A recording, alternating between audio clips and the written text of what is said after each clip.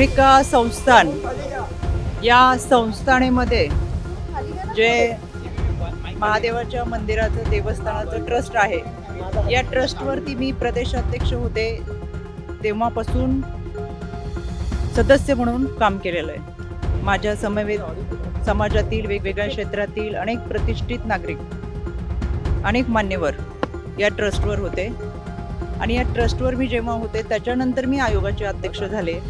आणि मला सुरुवातीला हे सांगायचं आहे, या ट्रस्टचा कार्यकाळ हा 8 ऑगस्ट 2025 रोजी संपलेला आहे. खरं तर समाजामध्ये आपण आयुष्य जगत असताना कोणाला ना कोणाला गुरु मानत असतो. खरात पती पत्नीला माझ्या परिवाराने गुरु मानलं, आम्ही गुरु मानलं.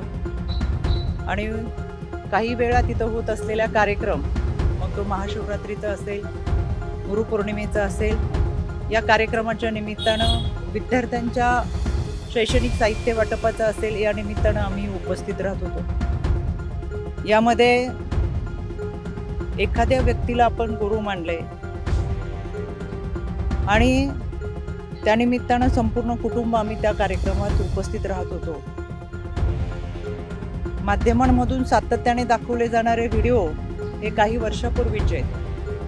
गुरुपौर्णिमेच्या निमित्तानं अनेकांनी ती पाद्यपूजा केली, तशी मी माझ्या पतीने देखील ती पाद्यपूजा केली. 5-6 वर्षापूर्वी ज्यावेळेस आपण ज्या लोकांच्या संपर्कात असतो, ते 5-6 वर्षानंतर एखाद्याचं कृत्य, एखाद्याची वैयक्तिक वागणूक, त्याचं वैयक्तिक आयुष्य याच्याबाबत आपल्याला कोणतीही सुत्रम कल्पना नसते. आज आपण ज्यांच्याबरोबर आहोत, जे आपल्याबरोबर आहे, ते उद्या पुढे जाऊन कसं वागणार आहेत ही कल्पना आपल्या कोणाला नसते. त्याच्यामुळं मी ही घटना समजली त्यावेळेस मला तो धक्का बसला. मी लगेच ते ट्विट देखील केले सुरुवातीला की या देवस्थान ट्रस्टशी माझ्या कुटुंबाचा संबंध आहे, पण घरात आणि त्याच्या वैयक्तिक आयुष्याबद्दल काही माहिती असायचं कारण नव्हतं. यामध्ये पोलिसांनी खोलवर निष्पक्षपणे तपास करावा हे मी परवाच सांगितलेलं आहे. त्याच्यासाठी आज मी पोलीस महासंचालक यांची भेट घेतली. त्यांना देखील या तपासाबाबतचं पत्र दिले, जे मी तुम्हाला माध्यमातून सुद्धा दिलंय. त्यानंतर मी राज्याचे मुख्यमंत्री आदरणीय देवेंद्रजी फडणवीस साहेब यांची भेट घेतली, त्यांनाही ते पत्र दिले, ते मी तुम्हाला माध्यमातून दिलेलं आहे. मी आता आदरणीय सुनेत्रा वहिनी, राष्ट्रवादी काँग्रेस पक्षाच्या आमच्या राष्ट्रीय अध्यक्ष, आमच्या नेत्या यांची भेट घेतली आणि एकंदर हा सगळ्या घटनेचा तपास हा पारदर्शकपणे व्हावा, निष्पक्षपणे व्हावा यासाठीची मागणी केली. यामध्ये आपण काही लोकांवर विश्वास ठेवतो, एक आध्यात्मिक श्रद्धा आपली असते, एक आध्यात्मिक भावना असते. माझं संपूर्ण कुटुंब हे वारकरी कुटुंब आहे. त्याच्यामुळं आमची जी श्रद्धा होती ती आध्यात्मिक दृष्टिकोनातून होती आणि म्हणून आम्ही कुटुंब ह्या देवस्थानशी जोडलो होतो. पण त्याची दुसरी जी बाजू आहे ती कधी आमच्या समोर आली नाही, काही माहीत असायचं कारण नाही. वर्षातल्या काही कार्यक्रमांना उपस्थित राहत असताना काही कालावधीसाठी आम्ही तिथं असायचो. त्याच्यामुळे जे काही घडले ते अत्यंत चुकीचे, अतिशय घाणेरडं कृत्य आहे. त्याचं कुठेही आम्ही समर्थन करणार नाही. पोलिसांनी त्याचा सखोल तपास करावा, आरोपीवर कठोर कारवाई करावी ही मागणी आम्ही महासंचालक असेल, आदरणीय वहिनी असतील, आदरणीय देवेंद्रजी फडणवीस असतील यांच्याकडे केलेली आहे. यामध्ये 2 गोष्टी मला प्रकर्षाने सांगायच्या आहेत. काल कोणी एक पत्रकार, खबरदार पुढारी यांनी त्यांच्या वर्तमानपत्रात एक बातमी दिली होती 19/3/2025 ही बातमी आमच्या समुपदेशकांकडे आली. समुपदेशक त्या विभागामध्ये काम करतात, विभागीय समुपदेशक असतात. त्यांनी ही बातमी, त्यानंतर समुपदेशकाने त्यांना हे पत्र पाठवलेले 8 तारखेला. आमच्या प्रकल्प अधिकाऱ्याने हे पत्र पाठवून त्या पत्रामध्ये स्पष्ट दिलंय की आपल्या पेपरमध्ये जी बातमी आली त्याच्यामध्ये बातमीमध्ये काही मोघम स्वरूपात छापलेले आहे, तर या प्रकरणामध्ये आपल्याकडे काही माहिती असेल तर सविस्तर आयोगाला कळवावी. दुसरं पत्र आहे पोलीस अधीक्षकांना की तुम्ही तुमच्याकडे जी काही माहिती असेल ती माहिती या अत्याचाराच्या संदर्भात असेल किंवा काही असेल तर आपण पोलीस स्तरावरती कारवाई करावी, भूमिका घ्यावी, जे काय असेल. त्यापूर्वी माझ्या ऑफिसमधून संबंधित पत्रकाराला फोन गेला होता की तुमच्याकडे अशी काही तक्रार असेल, अशी काही माहिती असेल तर तुम्ही पोलिसांकडे जाऊन तक्रार दाखल करा. यानंतर तिथं स्थानिक पोलिसांनी सांगितलं की कोणती माहिती नाही, कोणत्या महिलेची तक्रार नाही.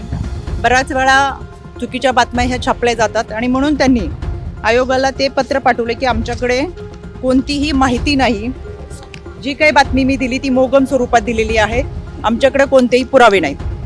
2 दिवसापासून ज्या चुकीच्या बातम्या चाललेत त्याचा मी तीव्र निषेध करते. दुसरी गोष्ट, माझ्याकडे 5 तारखेला एका मुलीचा मेल आला. याच्यावरती नाव दिसेल म्हणून मी फक्त तुम्हाला लांबून हे दाखवते. या संबंधित मेलमध्ये त्या मुलीने खरातच्या ऑफिसमध्ये पूर्वी काम करणाऱ्या एका माणसाच्या संदर्भात तक्रार होती. खरातचा यामध्ये कुठेही उल्लेख नव्हता. तातडीने त्याच दिवशी आमचं पत्र हे पोलिसांना गेलेलं आहे. मी स्वतः ॲडिशनल DG यांना ते पाठवलं आणि पोलिसांना आम्ही ते पत्र पाठवून जे कोणी असेल त्याच्यावरती तपास करावा असं सांगितलं. त्याची हेअरिंग सुद्धा हे पोलिसांचं पत्र. या तपासाची हेअरिंग 17 तारखेला माझ्या आयोग कार्यालयात लागली.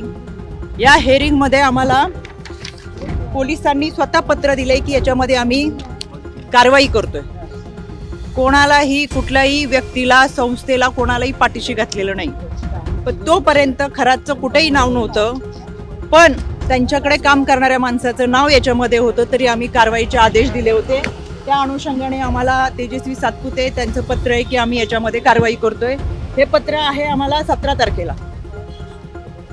17 तारखेला यामध्ये जी तक्रार होती ती एका महिलेची कार्यालयामध्ये पूर्वी काम करणाऱ्या एका मुलाच्या संदर्भात होते. त्याच्यामुळे मला आवर्जून सांगायचंय की अशा पद्धतीने जे काही गोष्टी 2 दिवस चालू आहेत, चुकीच्या बातम्या चालू आहेत, एखादी व्यक्ती पुढे जाऊन कशी वागती, त्याचं कृत्य, वैयक्तिक आयुष्य आपल्याला कोणाला माहीत नसतं. आम्ही जोडलो होतो तर मी पहिल्याच दिवशी ट्विट करून सांगितलं, हो आम्ही संस्थानाशी जोडलेलो होतो, देवस्थान ट्रस्टमध्ये होतो. ते फोटो माझ्या आहेत. अनेक वर्षापूर्वीच्या आमच्या कुटुंबाबरोबरचे फोटो तिथं होते आणि एखाद्या गुरुची, पती पत्नीची पाद्यपूजा करत असताना गुरुपौर्णिमेच्या दिवशीचे फोटो आहेत. विशेष म्हणजे अनेक लोकांचे फोटो याच्यामध्ये आहेत, पण केवळ महिला म्हणून ज्या पद्धतीचं सॉफ्ट टार्गेट गेल्या 2 दिवसामध्ये करतात ते अत्यंत चुकीचं आहे. काही जणांनी पत्रकार परिषद घेऊन सातत्याने चुकीच्या बातम्या पसरवण्याचा प्रयत्न केला. कुणीतरी त्यांच्या आजच्या बातमीत दाखवलं 2 सप्टेंबरचा फोटो आहे. खरं हा माझा फोटो, हा फोटो आहे 12 सप्टेंबरचा. ह्याच्यावरची 1 तारीख पुढची खोडली आणि 2 सप्टेंबर दाखवलं आणि काहीतरी त्या दिवशी अमावस्या पौर्णिमा काहीतरी आहे असं चुकीचं दाखवलं. माझ्या आजही अकाउंटवर गेला तर हे फोटो आहे असे आहेत. ते 2 सप्टेंबरचे नाहीत, ते 12 सप्टेंबरचे.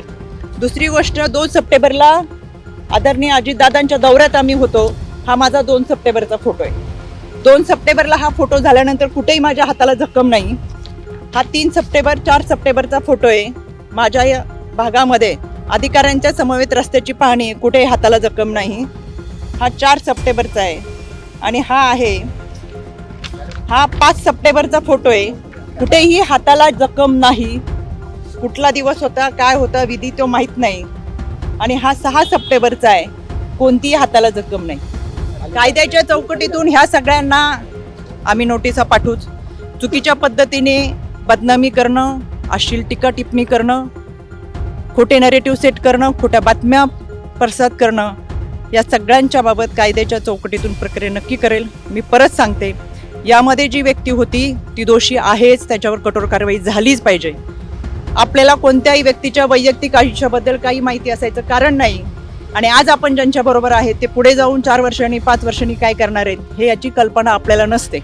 त्याच्यामुळे या व्यक्तीवर कठोर कारवाई व्हावीच ही मागणी मी आज केलेली आहे. आणि या सगळ्या गोष्टींचा निष्पक्षपणे तपास व्हावा. त्याच्यामुळे मी आज राज्य महिला आयोगाच्या अध्यक्षपदाचा राजीनामा माझ्या नेत्या आदरणीय सुनेत्रा वहिनी यांच्याकडे मी सुपूर्द केलेला आहे. याबाबतचा जो काही निर्णय असेल तो आदरणीय वहिनी घेतील. आपल्याशी बोलण्यासाठी मी सविस्तर पुराव्यासहित पत्रकार परिषद घेतली.